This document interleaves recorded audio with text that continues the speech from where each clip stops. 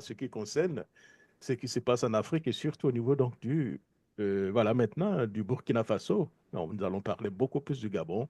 Le Burkina Faso, nous allons donc avoir une émission spéciale très bientôt. Comme je disais, émission spéciale sur Jacques Roger Chaud, dédiée donc à la jeunesse gabonaise. Jour J, les élections se sont très bien passées. Nous allons aller rapidement donc du côté donc du Gabon, à Libreville précisément, pour voir donc M. Jean-Claude Nzamba. Avec lui, fait le point. A-t-il voté? Qu'est-ce qu'il a vu autour de lui? Fait le point de façon générale par rapport donc à ces élections. Monsieur Jean-Claude Nzamba, est-ce que vous nous entendez?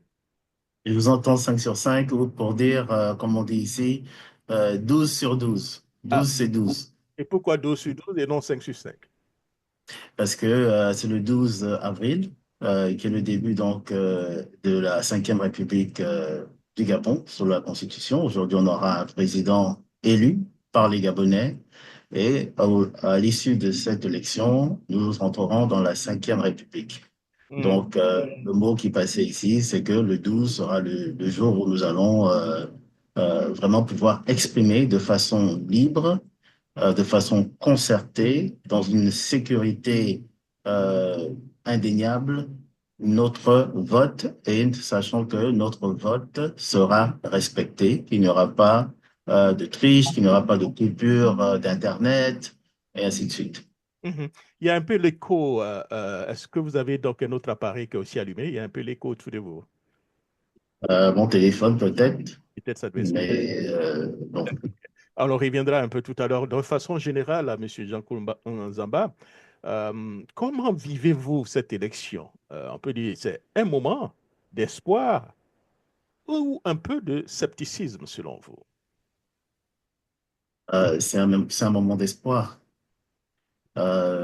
Aujourd'hui, quand vous allez voir un peu le taux de participation, nous avons 920 200 personnes inscrites sur une population de 2 300 000. À l'élection de août, 26 août 2023, c'est à peu près 800 043 qui étaient inscrits et le taux de participation n'y était pas. Donc, il y était quand même parce que tout le monde voulait voter contre M. Ali. Mais aujourd'hui, nous nous retrouvons dans une situation où il y a un engouement. Il y a un engouement où même des personnes qui n'ont pas voté depuis des décennies sont allées se faire enregistrer pour voter, au point où, comme je l'ai dit la dernière fois, le ministère de l'Intérieur a dû repousser d'une semaine la date d'arrêt des inscriptions parce qu'il y avait un engouement, les gens se plaignaient qu'ils n'ont pas eu assez de temps pour aller se faire inscrire. Au niveau donc du Gabon, nous avons eu plus de 3000 bureaux de vote et à peu près 25 au niveau de l'étranger. Et aujourd'hui, les gens votent. 74% des bureaux de vote ont ouvert à temps. Nous avons également, selon le code électoral, dans l'article 128, également au niveau de la Constitution, la possibilité d'avoir des observateurs internationaux et nationaux. Aujourd'hui, nous comptons à peu près une affaire de 48 missions internationales et nationales qui ont pu participer en tant qu'observateurs. Nous avons l'Union européenne, l'UIF, la francophonie, même le Commonwealth était présent pour pouvoir assister à cette élection. Les magasins sont restés ouverts, les gens ont pu se rendre sans difficulté à leur vote. Il y a même eu jeudi un arrêté donc du ministère du Transport qui a fait savoir que au niveau donc des bus, donc propriété de l'État, seraient mis à disposition gratuitement pour que les populations puissent se déplacer et aller exercer leurs droits, parce que c'est d'abord un droit, hein, c'est d'abord un devoir, leur devoir civique. Au niveau international, je dirais au niveau de la France, la même chose. L'ambassadrice, donc Madame Edith Benini a mis à disposition euh, des moyens de transport pour que les Gabonais puissent se rendre dans leur bureau de vote où ils ont été inscrits et exprimer leur devoir civique. La même chose aux États-Unis. Monsieur l'ambassadeur Noël Mason a également mis à disposition une facilité pour permettre aux gens de pouvoir se déplacer. Mhm, mhm. Alors, est-ce qu'aujourd'hui, nous avons déjà un taux de participation à peu près? Oui, le taux de participation à 18 heures, puisque les bureaux de vote ont ouvert à 7 heures sur l'ensemble du territoire. Donc, comme je disais, 74% des bureaux de vote ont ouvert à l'heure et ont fermé à 18 heures. Il est bien entendu que certains où ils ont commencé en retard, bah, ce temps-là sera émargé pour pouvoir terminer, pour pouvoir donner à tout le monde qui est présent la possibilité de voter. Le taux de participation sur le ministère de l'Intérieur à 18 heures, basé sur les 74 qui ont pu fermer à temps, le taux de participation était de 87,21%. Qui est 96,21%, ce qui veut dire à peu près, voilà, disons, ouais. C'est un taux de participation record, hein, monsieur Nzamba. Alors, Absolument. comment expliquez-vous un peu ce taux de participation? Un, certaines personnes disent qu'il n'y avait vraiment pas d'engouement, que tout s'est très bien passé. Il y avait les observateurs parce que déjà, il n'y avait pas d'enjeu, que le chef d'État, M. Olingi, était donc assuré de gagner ces élections, hein. La bataille se passait, ça allait se passer au niveau donc du pourcentage, voilà, de personnes qui voteront pour lui. Et c'est pourquoi les choses se sont très bien passées, puisqu'il n'y avait pas réellement donc d'enjeu réel, puisqu'il allait gagner. Quel est un peu, vous, votre point de vue par rapport à ça? Moi, je dirais que le processus donc, de la transition qui s'est passé ces derniers mois, 19 derniers mois, ont mis en place un certain nombre de choses. Mhm. Déjà au niveau du ministère de l'Intérieur, nous avons eu la carte d'identité euh, euh, qui a été mise en place, carte d'identité biométrique. Nous avons eu la possibilité donc de ce qu'on appelle le NIP, de mettre en place un numéro d'immatriculation. Il y a eu un code électoral, il y a eu un référendum pour adopter la nouvelle constitution le 16 novembre qui s'est passé, qui s'est très bien passé. Il y avait pendant un moment un certain couvre-feu qui a été donc levé en début, juste avant la fin de l'année. Et aujourd'hui, il n'y a toujours pas de couvre-feu. Je pense que les Gabonais ont pu voir euh, un certain retour à leur dignité. Ce que le chef de l'État de la transition, M. Nguema, a dit quand il a pris le pouvoir le 30 août, c'est vraiment redonner aux Gabonais leur dignité. Que veut dire dignité? Dignité veut dire déjà qu'on vous respecte en tant qu'être humain, que l'on vous donne, vous avez accès à ce dont vous devez avoir accès en tant que citoyen, c'est-à-dire le respect, la liberté d'expression, la liberté de mouvement. Dans le régime précédent, beaucoup de personnes étaient privées de leur passeport pour pouvoir sortir du pays et beaucoup ne pouvaient pas venir au Gabon. Beaucoup ne pouvaient pas s'exprimer. Beaucoup n'avaient pas accès rien qu'à leur retraite. Des retraités ont eu des années sans être payés alors qu'ils ont servi le pays. Nous avons eu les retraités, leur deuxième solde de retraités ont été payés à partir de la semaine dernière, la première, l'année dernière. Donc, il y a tellement de choses qui ont mis la population en sécurité, la population qui comprend que vraiment les choses ont changé. Et je pense que c'est tout cela hein, qui est un tout. Et quand on regarde, je pense que, vous savez, on dit en Afrique, tout peut changer à n'importe quel moment, 24 heures, beaucoup de choses peuvent se passer en politique.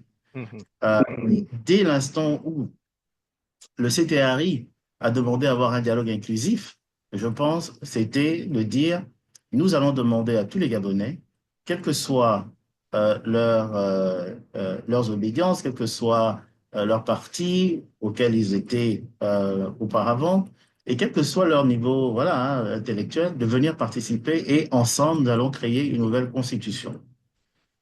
Et Mhm. donc, ce fait, tout le monde avait la possibilité de parler. Il y a eu, il y a eu des centaines de milliers de contributions qui ont été envoyées au Gabon comme dans la diaspora. Des personnes de la diaspora sont venues participer à ce travail et ce qui est sorti, c'est le fruit d'une collaboration, c'est le fruit d'une concertation nationale en disant il y a certaines choses que nous avons appris du passé que nous ne voulons plus se répéter. Il y a des choses que nous voulons maintenant que soient prises en considération. Et donc, c'est tout cela, en fait, qui a mis en place cette nouvelle constitution qui a été adoptée donc, en novembre 2024. Et c'est au sortir de ça que le code électoral a été revu en février 2025 pour pouvoir définir les éléments qui permettraient, par exemple, l'arrivée des observateurs internationaux. La possibilité aujourd'hui, avant c'était pour pouvoir récupérer votre carte d'électeur, il fallait avoir un passeport biométrique ordinaire. Ben, ce n'est pas tout le monde qui avait un passeport biométrique. Si vous aviez une carte d'identité, ce n'est pas possible. Et même au niveau du faciès, on voit bien votre photo, on voit bien sur euh, voilà, les listes électorales que c'est bien votre photo, mais on vous disait, bah non, vous pouvez pas voter. Aujourd'hui, que vous ayez une carte d'identité euh, d'avant la biométrique ou pas, vous avez un passeport qui soit ordinaire ou pas, biométrique ou pas, vous avez la possibilité de voter. Mhm. Il y a possibilité de voter, ce qui est une très bonne chose. Alors, on va aller rapidement du côté aussi donc, du Gabon, avoir quelques réactions d'après nos amis donc, de France Inter, avoir quelques réactions et puis revenir donc dans le débat. Dans ce bar du rond-point de la démocratie, des Librevillois sont attablés par petits groupes. Tous déplorent un début de campagne trop timide. Je n'ai encore rien senti, hein. Tu ne vois rien. Je ne vois rien. On a vécu les campagnes à l'époque des bongos. C'était la fête, c'était le dégagement, on buvait, c'était le show. Si on élimine les panneaux publicitaires et qu'on fasse dans le concret, c'est ce qu'on veut. Tous les gadgets qu'on imprime pendant la campagne dans un pays comme le nôtre où les femmes accouchent par terre, les élèves sont serrés dans les salles de classe, on n'a pas d'eau courante, on n'a pas d'électricité, c'est encore trop de mon point de vue. Sur les avenues de la capitale, les affiches de Brice Clotaire Oligingema sont visibles en grand nombre, mais certains espaces publicitaires sont toujours vierges. Christelle Coy est la porte-parole du candidat. Les prescriptions légales en matière de plafonnement des dépenses électorales obligent le candidat à contrôler les dépenses. Dans les QG de campagne de 7 autres candidats, on explique avoir privilégié la communication sur les réseaux sociaux pour limiter les dépenses et protéger l'environnement. Alors, on l'a vu, tout était prêt pour le vote, mais il a encore fallu 1 heure d'attente aux premiers électeurs, le temps que les assesseurs marquent tous les bulletins pour les authentifier. Pas de quoi décourager Irène, une retraitée. Vu mon âge, c'est la première fois que je viens voter avec sérénité. Il y a la paix, il y a la joie, il n'y a pas de bousculade. Ça va. Teddy vient de déposer son bulletin dans l'urne et il est satisfait du déroulement. Le climat, il a apaisé, n'est-ce pas? Et nous sommes très fiers de l'organisation parce que les années précédentes, il n'y avait pas cette organisation-là. Et là, vraiment, c'est satisfait. Ça permet à tout le monde de pouvoir s'exprimer, n'est-ce pas? Vraiment, c'est une réussite. Ursus a une priorité, la lutte contre le chômage des jeunes. Il espère que cette élection marquera un tournant pour le Gabon. Alors, vous voyez qu'il est 9 heures et tout se passe bien. Il y a de l'engagement, il y a de l'engouement. Les Gabonais veulent s'exprimer sur ce vote capital. Les gens sont apaisés, les gens ont hâte d'exprimer leur choix. Certains bureaux affichaient une forte affluence dès la matinée, d'autres s'attendent au flux de fin de journée. La clôture peut être repoussée jusqu'à 20 heures si nécessaire. Plusieurs voix critiques de la transition ont présenté le vote blanc ou l'abstention comme la seule alternative. La participation est donc un enjeu majeur de cette élection. François Mazet, Libreville. Avec le cœur serein, dans la joie, la sérénité, sans peur, la gaieté. Les années antérieures, on votait avec le stress et autres, mais aujourd'hui, on peut lire sur les visages des électeurs la soif d'en découdre avec le passé. On sort avec la joie parce que notre pays est en train de prendre une autre direction pour pouvoir justement impulser le développement du pays.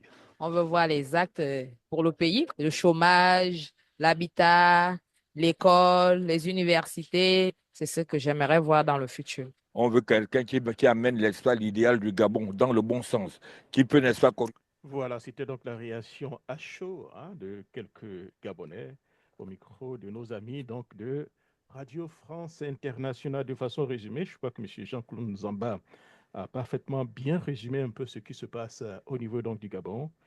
Et j'ai retenu donc le point de cette dame qui dit la joie d'en découdre avec le passé. Monsieur Jean-Claude Nzamba, est-ce que vous voulez certainement réagir après avoir écouté vos compatriotes? Absolument. Vous savez, l'élection du 12 avril marque la première élection en Afrique. Cette année, nous aurons également une élection au niveau du Cameroun, de la Côte d'Ivoire. Donc, c'est la première élection de 2025. Vous savez, comme moi, que pendant des années, nous avons travaillé, certains au niveau du Gabon, certains à l'extérieur, euh, par rapport au régime, 14 dernières années du régime d'Ali Bongo, parce qu'il y avait un manque de transparence, un manque de liberté, même les libertés les plus fondamentales.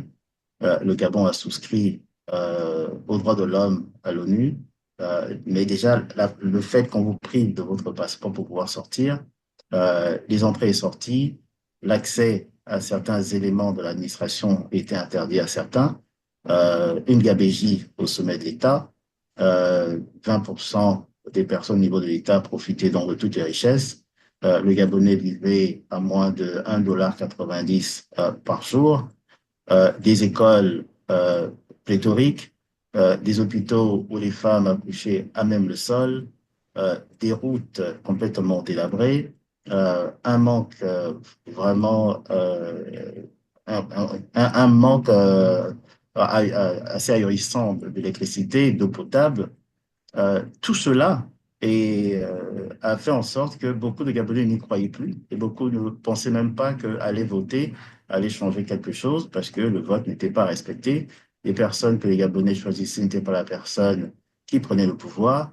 Et là, aujourd'hui, les Gabonais se sont rendus compte depuis le 30 août, parce qu'il y avait une liesse populaire au soir du 30 août, jusqu'après que les militaires aient pris le pouvoir. Moi, je me rappelle, j'étais à Atlanta. Et on a suivi ça en direct. On a suivi d'abord les résultats annoncés donc par la CGE. Et juste après, il y avait les personnes qui pleuraient hein, autour de moi. Et juste après, on a eu cette allocution donc de militaires, la création du CTRI. Et c'était une joie. C'était une joie à travers la diaspora. Et on a vu le matin que, en fait, on se disait même que c'était même pas réel. Euh, donc aujourd'hui, l'engouement que vous voyez, c'est un engouement qui est basé sur un historique, qui est basé sur des années de lutte de plusieurs personnes, mais également du vécu de ces personnes qui ont vécu cette situation pendant ces 14 années au niveau du Gabon. Donc, ce qu'ils ont dit est effectivement réel, c'est effectivement vrai. J'ai entendu des gens dire que oui, bon, les panneaux publicitaires, le candidat Oligui a tout fait pour les prendre, ne rien laisser, et c'est pas la vérité. Il faut vraiment circuler. Il faut toucher du doigt pour voir que non, il y avait des panneaux publicitaires qui sont là, mais certains candidats ont préféré utiliser le numérique, les réseaux sociaux pour communiquer et pour réduire leurs dépenses. Ça, c'est leur stratégie de campagne. Et c'est tout à fait normal qu'ils aient choisi cela. Donc, certains disent qu'ils ont peut-être choisi cela parce qu'ils savaient que, bon, ils n'allaient nécessairement pas gagner l'élection, mais ça, c'est un autre débat. Ça, c'est... Alors, Yves Bambara a certainement réagi hein, par rapport à tout ce que vous avez entendu et surtout hein, le point de M. Jean-Claude Nzamba. Il a parfaitement résumé hein, ce que ses compatriotes ont dit à travers hein, le reportage de nos amis de Radio France Internationale. D'abord, pour ce qui concerne les candidats opposants, ceux qui vraiment sont candidats ne sont pas tous présidentiables. C'est pas peut-être leur volonté ou bien leur choix de vouloir gagner ces élections. Qu'est-ce que vous voulez dire? Ils ne sont pas présidentiables. Qu'est-ce que vous voulez dire? C'est-à-dire, ils savent qu'ils n'ont pas misé les moyens, ils n'ont pas développé, engagé trop de moyens. Peut-être que dans leur visée, à travers cette représentation à ces élections, c'est juste pour se faire peut-être quelques économies et pour vivre plus tard. On sait en Afrique que tous les candidats ne sont pas réellement décidés à se battre, aller à la compétition. Il y a des candidats stratégiques comme ça et en Afrique, la plupart du temps. Donc, pour moi, je pense qu'ils ont fait ça pour faire des économies. Afin, ils savent qu'ils n'ont pas beaucoup de choses à gagner. Donc, ils n'ont rien à perdre. Donc, il faut faire des économies pour ne pas, après les élections-là, commencer à raser les murs. Bon, dans tous les cas, ça, c'est un choix. C'est leur choix. Mais moi, je pense que ce que j'ai entendu d'abord du Gabon, j'ai entendu un peuple qui renaît à nouveau. Un peuple qui, en tout cas, a un espoir d'un futur nouveau. Que si maintenant, il saisit cette occasion. À travers cette maturité et cet engagement, il pourra développer, c'est-à-dire se servir de cette chance-là pour construire le pays. Il ne faudrait pas que les gens se laissent trop égarés par la joie excessive qui pourra les faire rater l'occasion de se donner la main pour construire leur nation.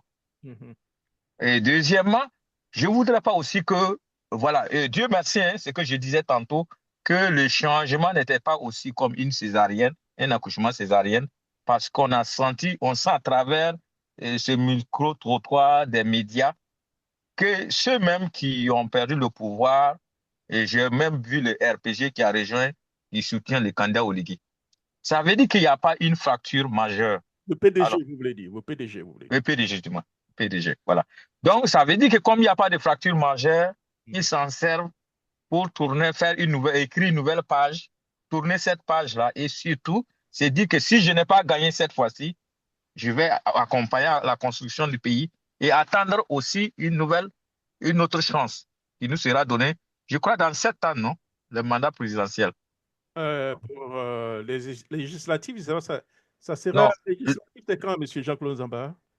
Il n'y a pas encore de date, mais le mandat présidentiel, c'est tous les 7 ans. 7 ans, oui. 7 ans, voilà, 7 ans pour le présidentiel. De 7 ans, c'est pas 70 ans, ça va vite.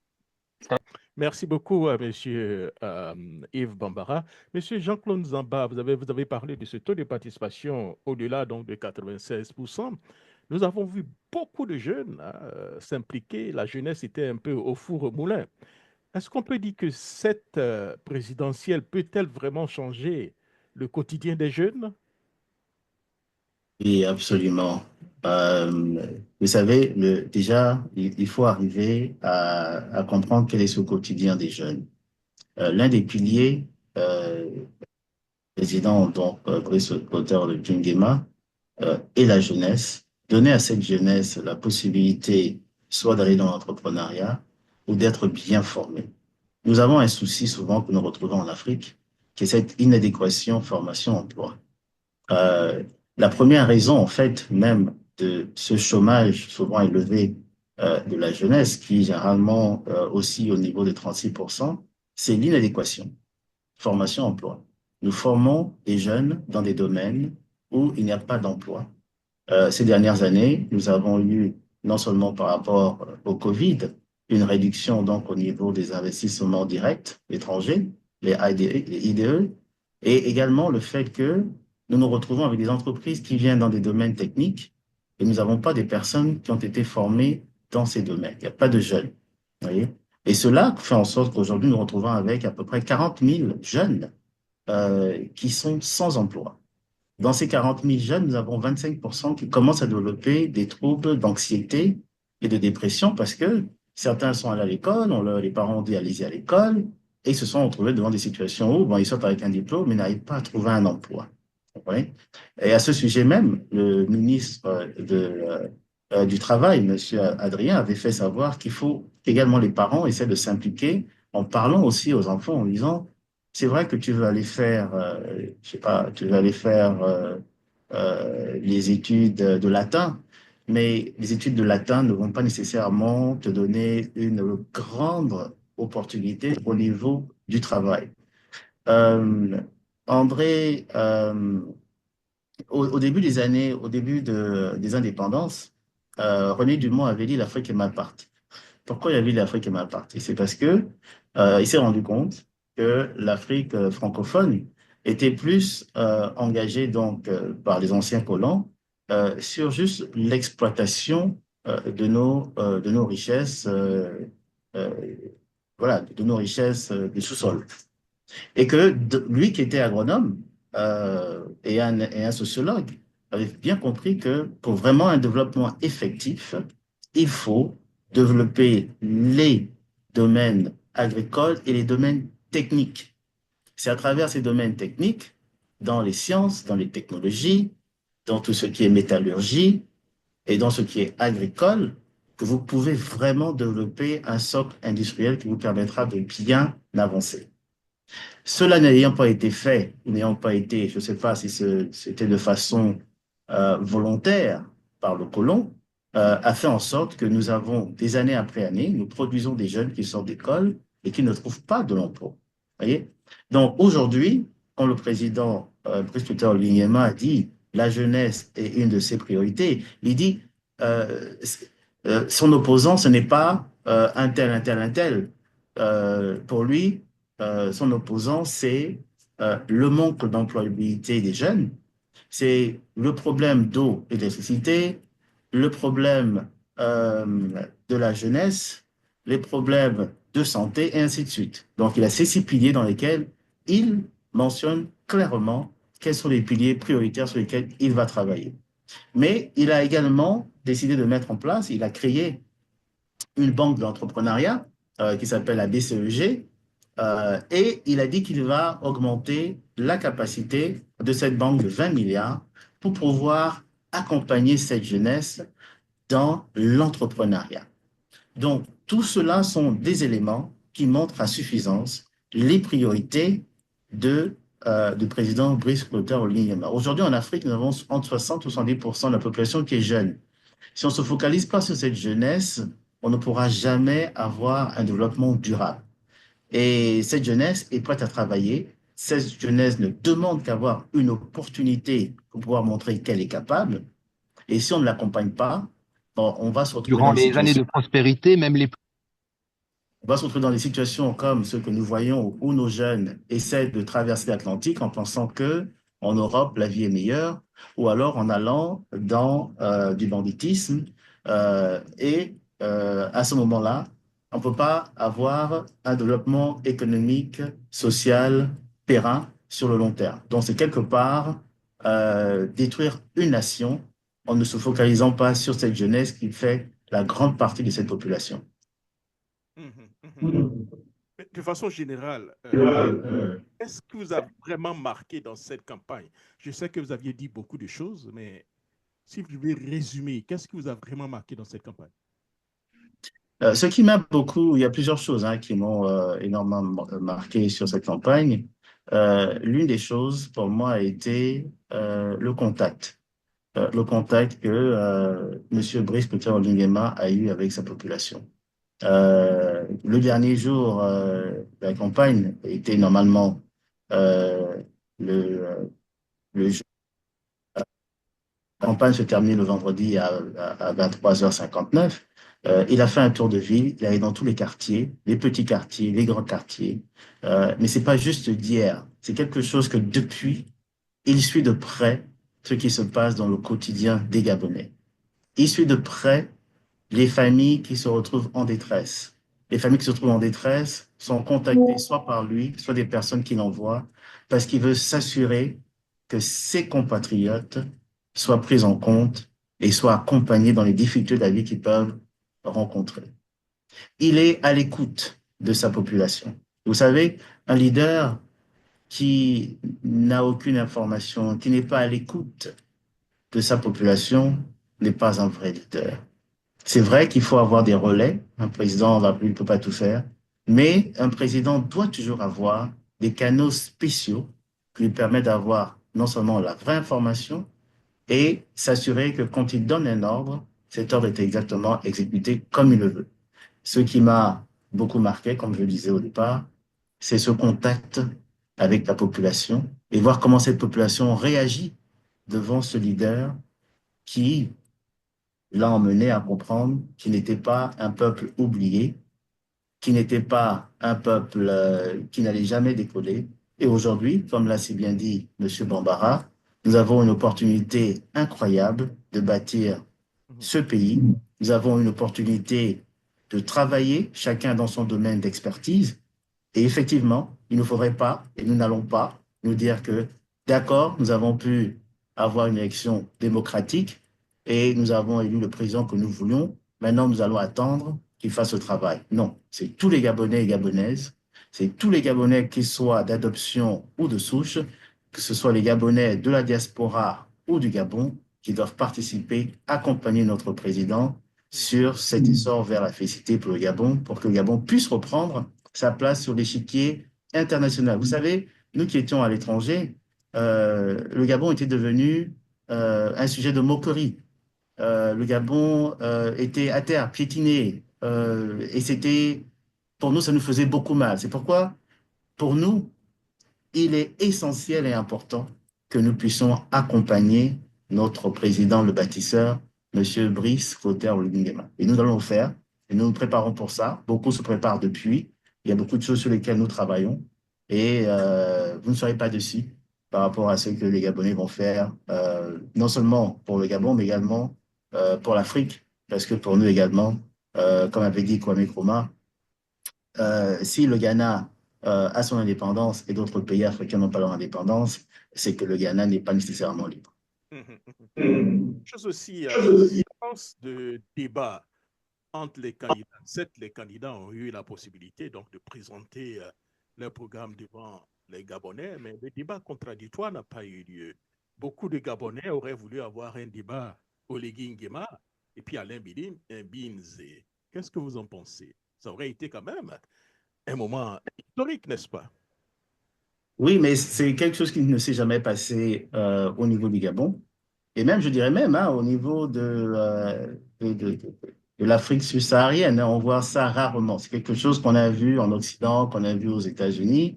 Mais est-ce que ce serait quelque chose qui pourrait à un moment évoluer? Je dis, ce genre de débat, parfois, peuvent avoir deux issues. Première chose, c'est que vous pouvez avoir une personne avec qui vous voulez débattre qui est irresponsable et qui vous arrête sur tout ce que vous voulez dire. Et je veux juste vous pousser à bout. Mais également, chez nous, nous avons ce côté où on a un respect des personnes que nous appelons des personnes qui vont servir l'État, l'autorité, et voir comment quelqu'un est en train de vouloir humilier une autre personne en plein débat télévisé, ça ne fait pas partie de nos valeurs, voyez-vous? Donc, il faudra aussi faire attention d'en vouloir ce genre de choses, parce que souvent, moi je vois, monsieur, par exemple, Donc, Binze, qu'est-ce que vous voulez dire concrètement, hein? Qu'est-ce que vous voulez dire concrètement? Il a servi le père, il a servi le fils. Voilà, il va pas servir l'aide de camp. Qu'est-ce que ça veut dire, ça? Hein? Tout Gabonais, qu'il soit issu d'une famille pauvre, d'une famille moyenne, d'une famille aisée, a la possibilité demain de dire, je suis intéressé à être candidat. On n'est pas là pour vouloir diminuer comment quelqu'un a commencé, ce qu'il a fait. Tant que la personne répond aux différents critères pour être candidat, c'est ce qui compte, voyez-vous? Donc, moi, je dirais, la façon dont les choses se sont passées, où chaque candidat est passé, présenter son projet de société, ce qu'il a fait et répondre aux questions des journalistes, pour le moment, c'est pour moi la façon dont on devrait avancer. La façon dont on devrait avancer. Alors, vous avez déjà, la dernière fois, vous avez expliqué pourquoi vous pensez que M. Oligui Nguema est l'homme de la situation, mais je vais vous reposer donc la question. Est-ce que vous pensez que le candidat Oligui est vraiment l'homme du renouveau? Vous en avez développé un peu, vous avez un peu développé cela la dernière fois, mais pour ceux qui nous suivent maintenant, pourquoi il représente l'homme du renouveau? Ben, je pense que les 19 mois passés ont montré pour moi ce côté de terrain. C'est quelqu'un de pratique, c'est quelqu'un de terrain. Il ne veut pas être dans la politique politicienne.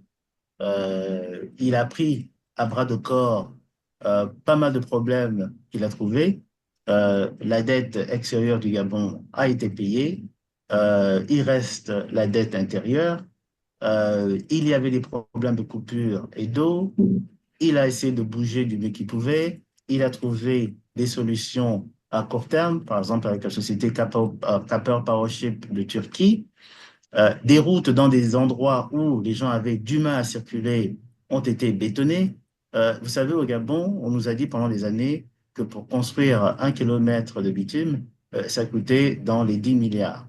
Aujourd'hui, on se rend compte que c'était toute une gabégie qui n'a pas fait avancer le pays. Aujourd'hui, nous construisons les routes avec du béton et ça passe bien, ça se conserve mieux, et ainsi de suite. Au niveau des étudiants, la même chose. Les retraités, la même chose. Les retraités sont payés, ils ont leur appel. Les étudiants ont leur bourse. La fonction publique était gelée pendant 10 ans. Vous savez, 10 ans de quelqu'un qui est sorti de l'école.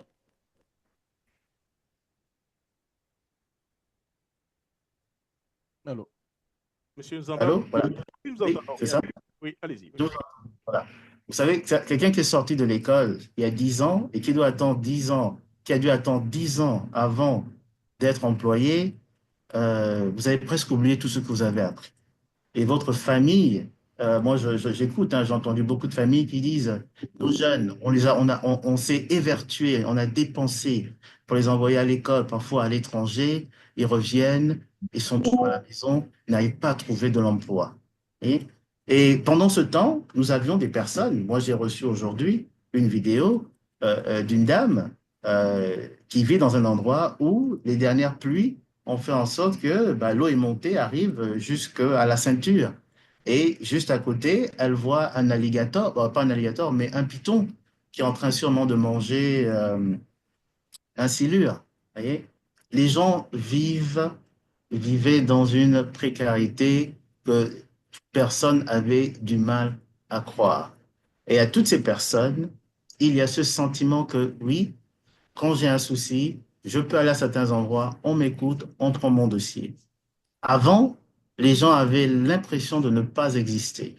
Beaucoup, comme je vous ai dit, ne pouvaient pas rentrer au niveau du Gabon. Moi, j'en suis un cas. Vous voyez? D'autres ne pouvaient pas parler, d'autres ne pouvaient pas commencer à faire certaines choses. Aujourd'hui, il y a cette opportunité qui est donnée aux Gabonais, aux personnes qui veulent vraiment soit investir ou rentrer au Gabon et participer au développement de le faire. Il y a beaucoup de réformes, c'est pourquoi le CTRI a dit, nous allons travailler sur la réforme des institutions. Parce qu'il y a beaucoup de réformes à faire. Il y a des choses qui sont là depuis des années, mais qui n'œuvrent pas dans le sens d'un développement durable, d'une inclusion, d'un développement inclusif et d'une répartition des richesses inclusive. Et c'est tout cela qui nous permet, avec un œil observateur, mais également avec un œil qui a quand même passé beaucoup de temps en Occident, de dire, nous pouvons voir que effectivement là, des choses sont faites. Il faut juste, dans certains domaines, changer certaines choses et vous allez voir que les choses vont avancer assez facilement. Et aussi, à un certain âge, il y a des choses que vous pouvez percevoir. Hein. Moi, je perçois en la personne de Brice Oligui-Nguema et des personnes qui l'entourent une volonté manifeste de vouloir faire changer les choses, de bouger les choses et de faire en sorte que le Gabonais, comme ils disent, hein, retrouve son identité et soit quelqu'un qui soit non seulement respecté dans sa famille, mais également respecté sur le plan régional. Parce que quand on dit redonner à quelqu'un sa dignité, vous savez, beaucoup de personnes, quand un homme ou une femme ou un responsable de famille perd son boulot pour plusieurs raisons, ou parce qu'il a parlé, ou parce qu'il est allé dans l'opposition, qui n'est plus payé, il perçoit plus, ses comptes sont bloqués, et il se retrouve dans une situation où il ne peut rien faire. Ça, c'est une atteinte à sa dignité. C'est une atteinte à sa dignité. Être arrêté parce que vous n'êtes pas d'accord avec une façon de faire, c'est aller déjà à l'encontre de vos droits humains, mais en même temps, on faisait tout pour vraiment, euh, pour vraiment vous humilier. Et là encore, c'est une violation contre les droits de l'homme. Aujourd'hui, les gens peuvent parler, peuvent dire ce qu'ils veulent, sans être inquiétés d'être arrêtés ou d'être suspendus de leur boulot, d'avoir leur compte bloqué. Et c'est ça qui est important pour la plupart d'entre nous. Vous savez, on m'a dit toujours, la dignité est quelque chose qu'il ne faut jamais enlever à quelqu'un, même quand la personne a tort. Et ça, c'est important, hein, même quand la personne a... Alors, de façon générale, et M. Alain Billy-Mizé, dans tout ça, vous avez suivi donc la campagne, on l'a vu un peu, très peu, mais il est monsieur très articulé, qui est combatif, hein, qui défend un peu plus ou moins le bilan des Bongo, hein, même s'il ne se revendique pas ce bilan, mais il défend quand même ce bilan. Il a été quand même assez courageux. Est-ce que vous pensez, est-ce que sa présence pourra apporter un plus au débat contradictoire? C'est un Gabonais Et je pense que sur le plan politique, chaque Gabonais a sa place. En ce qui me concerne, personnellement, est-ce qu'il arrivera à avoir un débat contradictoire? Parce que la clé ici, c'est est-ce qu'on va dans des attaques personnelles ou alors on va dans des attaques où on va dans des attaques où on parle de méthodologie, où on parle de faits, voilà. Euh, voilà. Indirectement, vous êtes en train de me dire que M. Ali Bilimzé n'a pas le bon ton. C'est ce que vous êtes en train de nous dire? Moi, ce que j'ai pu non seulement entendre, mais également lorsqu'il est passé au niveau euh, de la chaîne Gabon Télévision, il était très sur la défensive. Vous savez, nous devons être en mesure, quels que soient nos passifs et nos actifs, d'être en mesure d'assumer nos erreurs, d'assumer ce que nous avons fait. Si vous passez sur un plateau télévision et qu'un journaliste vous pose une question sur quelque chose qui est passé, même si vous avez déjà parlé de ça quelque part, vous êtes là en fait pour édifier les gens, voyez? Mais commencer à dire à quelqu'un, vous allez fouiller les poubelles, vous devez aller sur la Lune, la planète Mars, ça donne en fait un mauvais ressenti à une personne avisée qui écoute, voyez? Vous êtes là pour votre projet de société. Un peu. Comment? L'arrogance un tout petit peu. Oui, l'arrogance, vous savez, l'arrogance du pouvoir. Et c'est ce que pendant 14 ans, nous avions vécu. L'arrogance du pouvoir qui pensait tout savoir, tout faire et tout bien faire, et personne, rien de ce qu'il faisait n'était mauvais. Voyez? Et ça a mené, voilà, ce à quoi ça a mené les choses. C'est comme ça souvent que les grands empires, à un moment, sont tombés. Ce qui s'est passé avec le régime précédent. Donc, je pense qu'il a sa place dans le débat national, comme tout Gabonais. Moi, mon conseil, ce serait vraiment qu'il puisse revoir peut-être sa méthodologie. Et peut-être que sa méthodologie, elle est faite de façon consciente, hein, c'est ce qu'il veut faire. Donc, nous, on regarde, on observe, et puis on prend des décisions par rapport à ce qu'on voit. Alors, on aura la possibilité de suivre, qui n'ont pas envie d'intervenir. Demain, on aura la possibilité d'avoir encore une émission à pareil moment pour faire un peu donc le bilan. Voilà. Et puis, certainement, on aura donc les premières tendances. Mais de façon au niveau du Gabon, est-ce que vous avez déjà des premières tendances là-bas, déjà, au Gabon? Non, bon, non, pas vraiment, juste certains bureaux de vote, mais on peut dire, hein, moi je peux dire, pour avoir suivi pas mal d'élections, que dans cette élection, ce sera un tour. La nouvelle constitution et le code électoral permet que le Gabon ait des élections à deux tours, ce qui n'était pas le cas depuis 5. Vous voyez, c'est vraiment une grande avancée. Ce sera une élection à un tour. Monsieur Oligui Nguema passera victorieux. Ma prédiction est qu'il aura entre 74 et 87% des suffrages, sinon plus.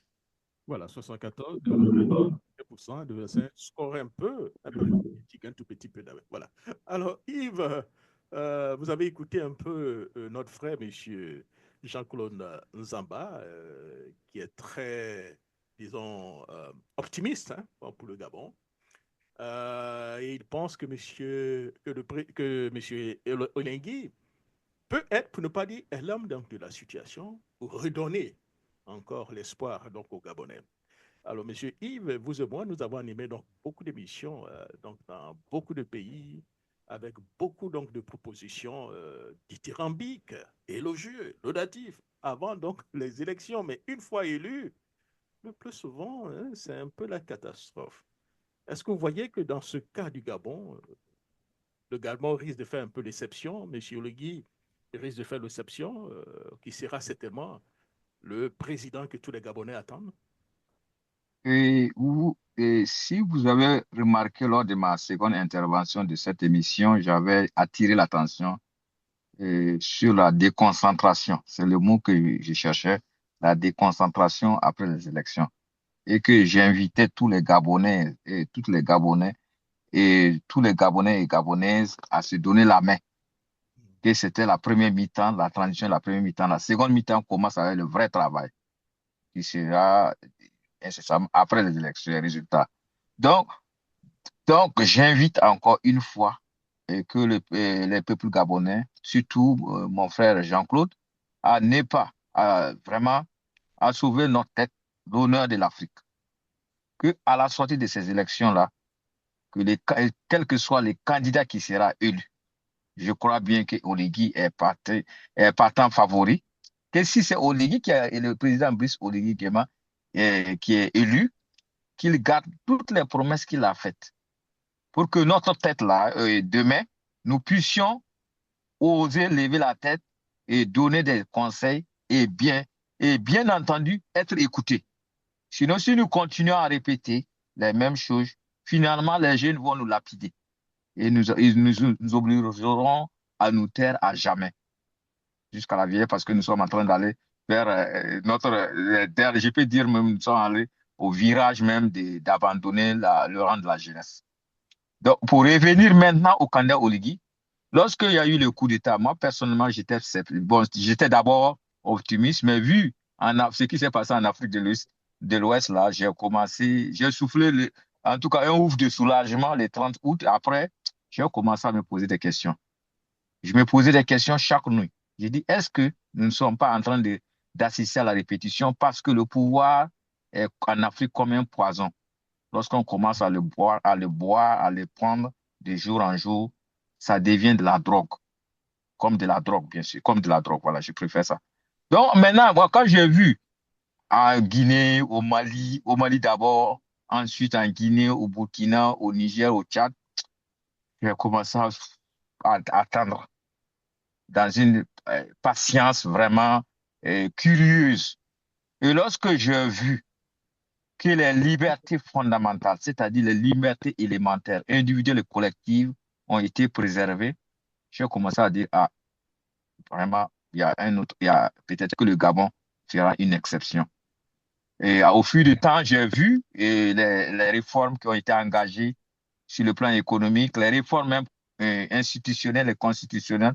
Lorsque j'ai suivi tout ce parcours-là, que j'ai commencé à donner vraiment un crédit à Oligui. Que je pense que, et moi, c'est mon souhait, qu'il garde ce souhait-là parce que je suis. Nous aurons la possibilité donc de faire encore un direct demain où nous allons avoir beaucoup plus d'informations et surtout des représentants donc des candidats pour nous faire un peu le point donc de la situation. Mais avant de clore cette émission, nous allons aller encore du côté donc du Gabon. Ceux qui sont déjà en ligne, si vous voulez intervenir, vous avez seulement 2 minutes. Vous pouvez certainement lever la main afin que je puisse vous donner la parole pour votre point en quelques secondes. Si je peux aussi rajouter quelque chose, je pense que l'élection... Oui, avant que vous ne rajoutiez, j'ai une question et puis vous allez... Et puis on a la question. Donc la question que je vais vous poser, quels sont pour vous donc les 3 enjeux prioritaires après donc l'élection? Si M. Oligui gagne, les 3 enjeux prioritaires qu'il doit faire face. Bon, déjà, il faut... M. Oligui est parti sous une bannière d'indépendant. Donc, il devra décider sur... parce qu'après, on a les législatives et les locales. Donc, décider si il reste en tant qu'indépendant ou s'il va mettre en place un parti politique. Mais au-delà de ça, ce qui sera prioritaire pour lui, c'est qu'une fois l'élection proclamée donc par la Cour constitutionnelle sur le gagnant, le Gabon a été pendant la période de transition sous le joug de pas mal de sanctions. Donc, pas mal de sanctions seront levées, et ce qui fera que, au niveau des investissements internationaux, au niveau donc de l'accès à certaines plateformes, le Gabon pourra en fait repartir et donc avoir un accès assez privilégié pour pouvoir mettre en place ces développements, soit pour les jeunes au niveau de la santé, de l'éducation, des infrastructures et ainsi de suite.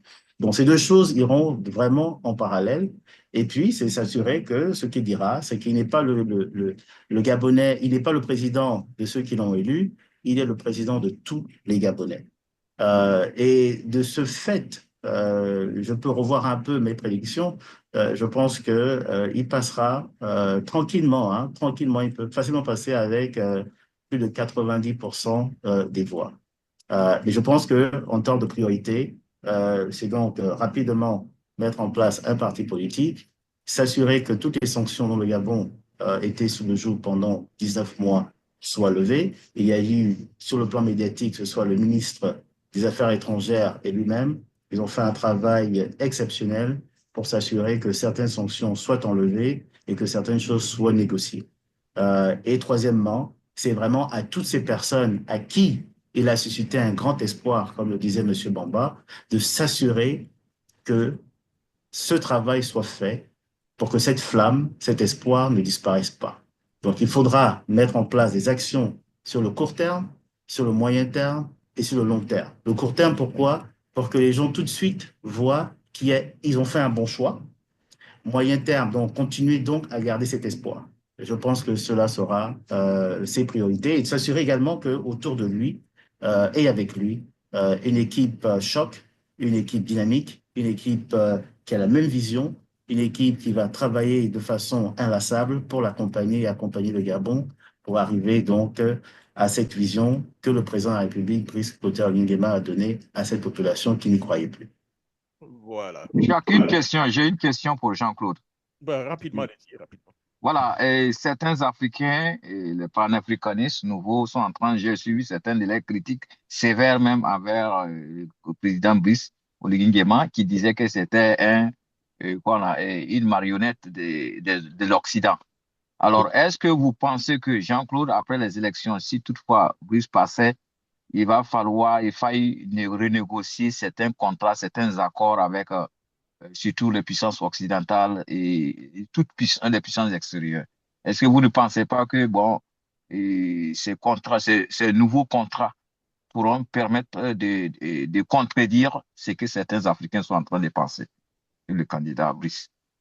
Oui, je pense que, comme on dit, la démocratie, c'est donner la possibilité à tout le monde de penser, de dire ce qu'ils pensent par rapport à leur analyse. Moi, ce que je dirais, c'est que sous le président Brice Clotaire Nguema, il y a eu certains accords qui ont été renégociés.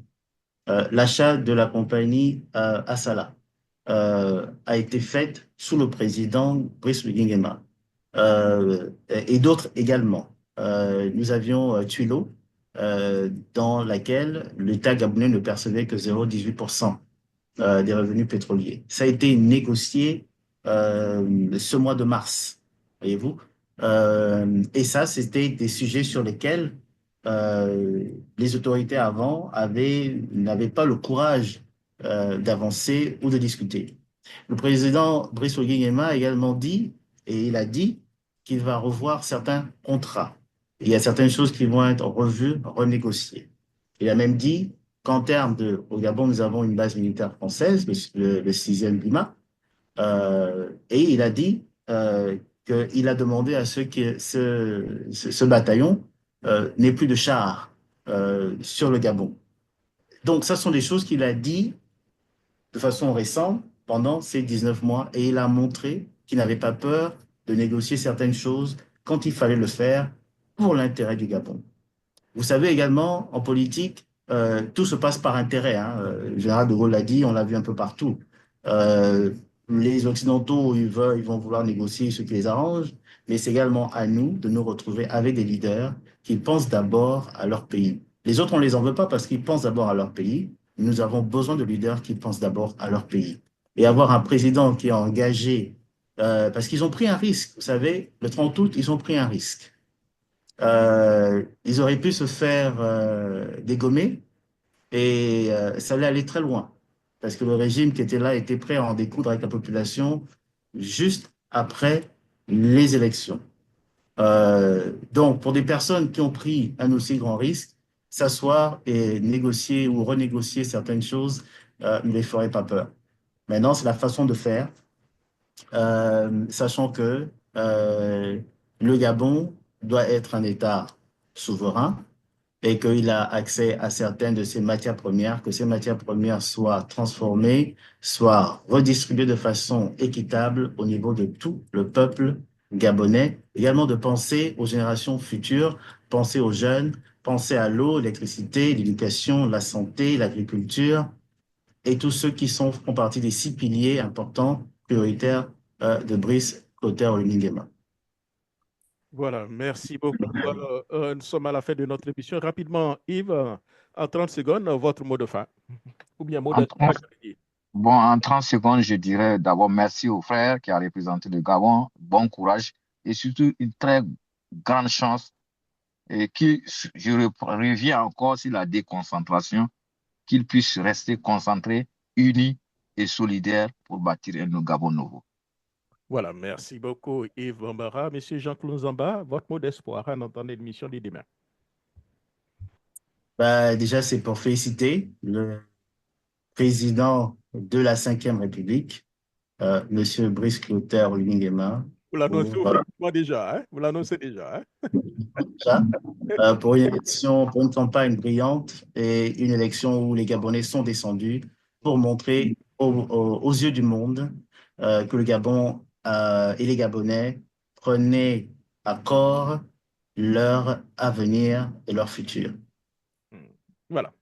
Merci beaucoup. Et puis surtout, ceux qui nous suivent, rendez-vous pour une autre émission demain à partir de 14h, heure des États-Unis, spécial Gabon. Nous aurons déjà des tendances et puis faire le poids. Merci beaucoup. Merci Yves Bambara depuis la Pennsylvanie et puis M. Jean-Claude Zamba depuis Libreville et ceux qui nous suivent, qui sont aussi relativement nombreux. Merci et au revoir.